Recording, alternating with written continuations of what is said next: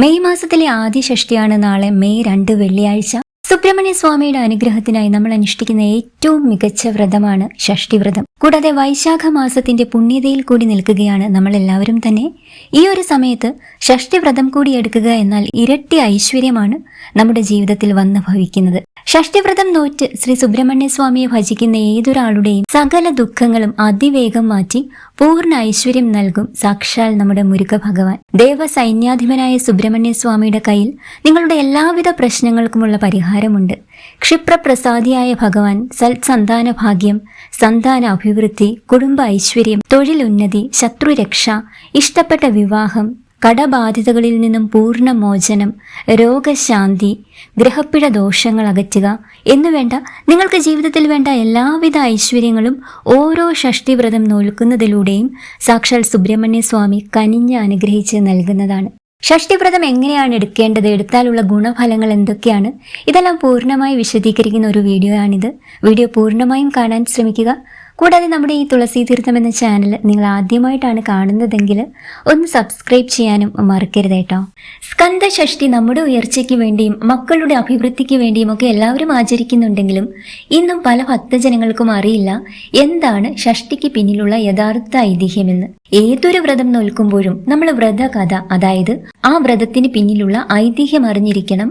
എങ്കിൽ മാത്രമേ വ്രതമെടുത്തതിന്റെ പൂർണ്ണ ഫലം നമുക്ക് ലഭിക്കുകയുള്ളൂ എന്നാണ് പറയുന്നത്.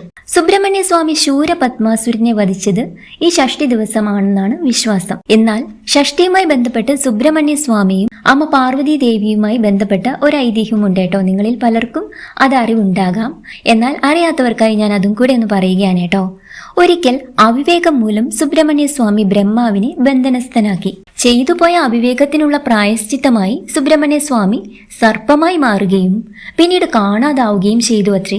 ഇതിൽ അതീവ ദുഃഖിതയായി തീർന്ന അമ്മ പാർവതി ദേവി മകനെ തിരികെ ലഭിക്കുന്നതിനായി ശുക്ലഷഷ്ടി വ്രതം ആചരിക്കുമെന്നും തന്റെ പുത്രനെ ഭജിച്ചു കഴിയുമെന്നും ശിവന്റെ നിർദ്ദേശപ്രകാരം തീരുമാനിക്കുകയും ഉണ്ടായി. അങ്ങനെ ഷഷ്ടിയുടെ തലേ ദിവസം ഒരിക്കലെടുത്ത് പാർവതി ദേവി വ്രതം ആരംഭിച്ചു കേട്ടോ. ഇത്തരത്തിൽ മകനെ യഥാർത്ഥ രൂപത്തിൽ തിരികെ ലഭിക്കുന്നതിനായി ദേവി 108 ഷഷ്ടിവ്രതം എടുത്തു അത്രേ.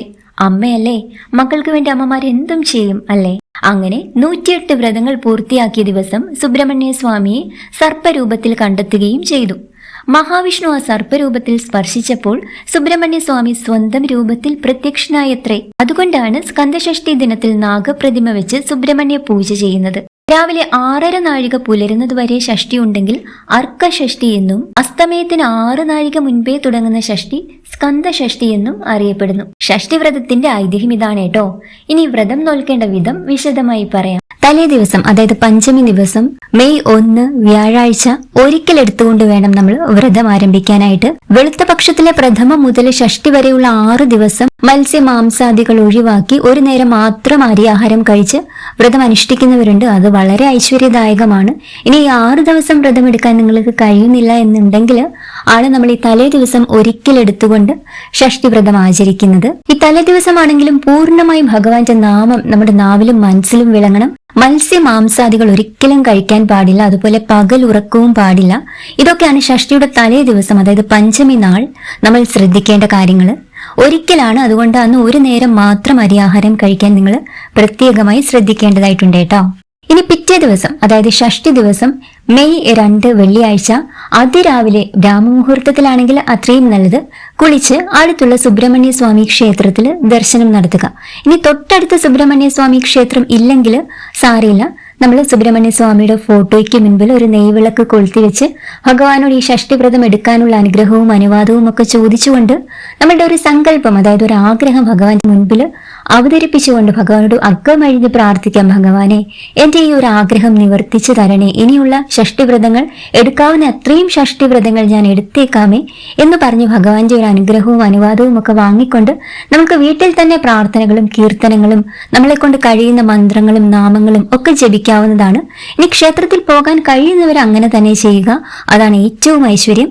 സുബ്രഹ്മണ്യ മൂലമന്ത്രം, സുബ്രഹ്മണ്യ അഷ്ടോത്തരം, സുബ്രഹ്മണ്യ പഞ്ചരത്നം, സുബ്രഹ്മണ്യ സഹസ്രനാമം, സുബ്രഹ്മണ്യ ദ്വാദശ മന്ത്രം, ഷഷ്ടി ദേവി മന്ത്രം, ഷഷ്ടി ദേവി സ്തുതി, ഗുഹസ്തവം എന്നിവ ജപിക്കുന്നത് വളരെ ഐശ്വര്യമാണ്. സുബ്രഹ്മണ്യ സ്തോത്രങ്ങള്, സ്കന്ദപുരാണം എന്നിവയും പാരായണം ചെയ്യാം. ക്ഷേത്രത്തിൽ അന്നേ ദിവസം പോവുകയാണെങ്കിൽ നിങ്ങൾ ഉറപ്പായിട്ടും സുബ്രഹ്മണ്യ സ്വാമിക്ക് നിങ്ങളെ കൊണ്ട് കഴിയുന്ന വഴിപാടുകൾ ചെയ്യണം.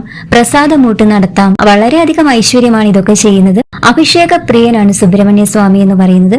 ഈ ഷഷ്ടി ദിവസം സുബ്രഹ്മണ്യ സ്വാമിക്ക് നമ്മള് പാല്, പനിനീര്, എണ്ണ, നെയ്, പഞ്ചാമൃതം, ഇളനീര്, ഭസ്മം ഇവയിൽ ഏതെങ്കിലും കൊണ്ട് നിങ്ങളുടെ സൗകര്യം അനുസരിച്ച് ഓരോ അഭിഷേകത്തിനും ഓരോ ഫലം കൂടിയുണ്ട്. അതുകൂടി മനസ്സിലാക്കിയിട്ട് നമ്മളുടെ ആഗ്രഹത്തിനനുസരിച്ച് ഭഗവാനോട് പ്രാർത്ഥിച്ചിട്ട് ഭഗവാൻ ഇഷ്ടപ്പെട്ട ഒരു അഭിഷേകം നമുക്ക് അന്നേ ദിവസം ക്ഷേത്രത്തിൽ നടത്താവുന്നതാണ്. അതുപോലെ തന്നെ സുബ്രഹ്മണ്യ സ്വാമിക്ക് ഏറ്റവും പ്രിയപ്പെട്ടതാണ് പഞ്ചാമൃതം. പഴം, കൽക്കണ്ടം, നെയ്, ശർക്കര, മുന്തിരി എന്നിവ ചേർന്ന പഞ്ചാമൃതം അത്രയും ഇഷ്ടമാണ്. ആ പഞ്ചാമൃതം നമുക്ക് വീട്ടിൽ ഉണ്ടാക്കാൻ അറിയുന്നവര് ഭഗവാൻ അന്നേ ദിവസം നിവേദ്യമായിട്ട് ഒരു ചെറിയ ഉരുളിയിലോ പാത്രത്തിലോ ആക്കി ഭഗവാന്റെ ഫോട്ടോയ്ക്ക് മുൻപിൽ സമർപ്പിക്കുകയാണെങ്കിൽ ഏറ്റവും ഐശ്വര്യദായകമാണ്. ശ്രീ സുബ്രഹ്മണ്യ സ്വാമിക്ക് പഞ്ചാമൃത അഭിഷേകം നടത്തിയാൽ നമ്മൾ മനസ്സിൽ എന്താഗ്രഹിച്ച് പ്രാർത്ഥിക്കുന്നു ഭഗവാൻ അത് നമ്മുടെ കൈവെള്ളയിൽ കൊണ്ടുതരുമെന്നാണ് പറയുന്നത്. അതുപോലെ ഈ ഷഷ്ടി ദിവസങ്ങളിൽ സുബ്രഹ്മണ്യ ഗായത്രി ജപിക്കുന്നത് ഏറ്റവും നല്ലതാണ്. സന്താനങ്ങളുടെ ഉയർച്ചയ്ക്ക് വേണ്ടിയാണ് നമ്മൾ സുബ്രഹ്മണ്യ ഗായത്രി ജപിക്കേണ്ടത്. ഷഷ്ടി ദിവസങ്ങളിൽ മാത്രമല്ല നിത്യവും ജപിക്കാനും സുബ്രഹ്മണ്യ ഗായത്രി വളരെ നല്ലതാണ്. സുബ്രഹ്മണ്യ ഗായത്രി എന്താണ്? സനത്കുമാരായ വിദ്മഹേ ഷഡാനനായ ധീമഹി ധന്നോ സ്കന്ദ പ്രചോദയാത്. അതുപോലെ തന്നെ ഷഷ്ടി ദിവസം നമുക്ക് സുബ്രഹ്മണ്യ സ്വാമിയുടെ മൂലമന്ത്രമായ ഓം വജദ്ഭുവേ നമ, അതുപോലെ തന്നെ ഓം ശരവണഭവ നമ, ഇതൊക്കെ 108 തവണ ജപിക്കുന്നത് അത്യധികം ഐശ്വര്യദായകമായ കാര്യമാണ്. അതായത് രാവിലെയും വൈകിട്ടും 2 നേരവും 108 തവണ വീതം ജപിക്കുന്നത് വളരെ ഐശ്വര്യമാണ്. 108 തവണ ചൊല്ലാൻ കഴിയുന്നവർ അത് ചൊല്ലുക. അല്ലെങ്കിൽ കുറഞ്ഞത് ഒരു 21 തവണയെങ്കിലും ചൊല്ലാൻ ശ്രമിക്കുക. വളരെ ഐശ്വര്യദായകമാണ്. ഭഗവാന്റെ മൂലമന്ത്രങ്ങളൊക്കെ ജപിക്കുന്നത് ശത്രുനാശം, അതുപോലെ തന്നെ കാര്യസിദ്ധി ഇതൊക്കെയാണ് ഫലമായിട്ട് നൽകുന്നത്. അതായത് നമ്മുടെ മനസ്സ് എന്താഗ്രഹിച്ച് ഭഗവാനോട് അക്കമഴിഞ്ഞ് പ്രാർത്ഥിച്ചാലും ഭഗവാൻ അത് നമ്മൾക്ക് കനിഞ്ഞനുഗ്രഹിച്ച് നൽകുമെന്നത് അനുഭവമാണ്. ഈ ഷഷ്ടി ദിവസം മുഴുവൻ ഷൺമുഖ നാമ കീർത്തനം ഭക്തി പുരസരം ചൊല്ലുന്നത് അത്യുത്തമമാണ്. ഭഗവാനെ ധ്യാനിച്ച് ഭഗവത് രൂപം സങ്കല്പിച്ച് നമ്മുടെ ആവശ്യം മനസ്സിൽ ഉറപ്പിച്ചു വേണം ഭഗവാന്റെ ഏത് മന്ത്രങ്ങളും നാമങ്ങളും ജപിക്കാനായിട്ട്. അങ്ങനെ ഷഷ്ടി ദിവസം ഉച്ചപൂജയ്ക്ക് ശേഷം ക്ഷേത്രത്തിൽ നിന്ന് കിട്ടുന്ന നിവേദ്യച്ചോറ് കഴിക്കാവുന്നതാണ്. ചിലർ ഉച്ചയ്ക്ക് നിവേദ്യച്ചോറ് കഴിക്കാറില്ല. അത് വാങ്ങി വെച്ചിട്ട് വൈകുന്നേരമാണ് കഴിക്കുന്നത്. അങ്ങനെ ചെയ്യുന്നവർ അങ്ങനെ ചെയ്യുക. അന്നേ ദിവസം ക്ഷേത്രത്തിൽ പോയി നിവേദ്യച്ചോറ് കഴിക്കാൻ സാധിച്ചില്ലെങ്കിൽ നമ്മുടെ വീട്ടിൽ തന്നെ പച്ചരിയിട്ട് വറ്റിച്ച് ചോറ് കഴിക്കാവുന്നതാണ്. അന്നേ ദിവസം വൈകിട്ട് പഴവർഗ്ഗങ്ങൾ എന്തെങ്കിലും കഴിക്കാവുന്നതാണ്. ആരോഗ്യ പ്രശ്നമുള്ളവർ അതിനനുസരിച്ച് വേണം. പൂർണ്ണ ഉപവാസമൊക്കെ ഷഷ്ടി ദിവസം എടുക്കുന്നവരുണ്ട്. ആ ഉച്ചക്കത്തെ നിവേദ്യച്ചോറൊന്നും കഴിക്കാതെ തന്നെ പൂർണ്ണമായും ഉപവാസം എടുക്കുന്നവരുണ്ട്. ആരോഗ്യം അനുവദിക്കുന്നുണ്ടെങ്കിൽ മാത്രമേ നമ്മൾ അങ്ങനെ പൂർണ്ണ ഉപവാസത്തിലേക്കൊക്കെ പോകാവൂ. ഇനി സപ്തമി ദിവസം, അതായത് മെയ് 3 ശനിയാഴ്ച രാവിലെ കുളിച്ച് ക്ഷേത്രത്തിൽ പോകാൻ കഴിയുന്നവർ ക്ഷേത്ര ദർശനം നടത്തി തീർത്ഥം സേവിച്ച് നമുക്ക് വ്രതം പൂർത്തിയാക്കാവുന്നതാണ്. എന്നിട്ട് ആഹാരമൊക്കെ കഴിക്കാം.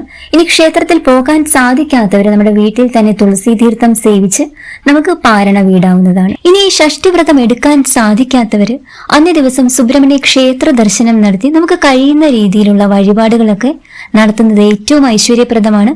അതുപോലെ നാവിലും മനസ്സിലും സുബ്രഹ്മണ്യ സ്വാമിയുടെ നമ്മുടെ ഇഷ്ടപ്പെട്ട കീർത്തനങ്ങളും നാമങ്ങളും ഒക്കെ വിളങ്ങുന്നത് ഐശ്വര്യദായകമാണ്. വ്രതം എടുക്കുന്നവർ അന്ന് കഴിയുന്നത്ര നേരം ക്ഷേത്രത്തിൽ തന്നെ ചിലവഴിക്കാൻ ശ്രദ്ധിക്കുക. മുരുക മന്ത്രങ്ങള്, കീർത്തനങ്ങൾ എന്നിവ ജപിക്കുകയും വേണം. അതുപോലെ തന്നെ വൃശ്ചിക മാസം ആരംഭിച്ച് തുലാമാസത്തിൽ അവസാനിക്കുന്ന വിധത്തില് 9 വർഷം കൊണ്ട് 108 ഷഷ്ടിവ്രതം അനുഷ്ഠിക്കുന്നത് അതീവ ശ്രേഷ്ഠമാണ്. അങ്ങനെ ഈ ഷഷ്ടിവ്രതം അതിന്റെ പൂർണ്ണതയോടുകൂടി എല്ലാവർക്കും എടുക്കാൻ സാധിക്കട്ടെ.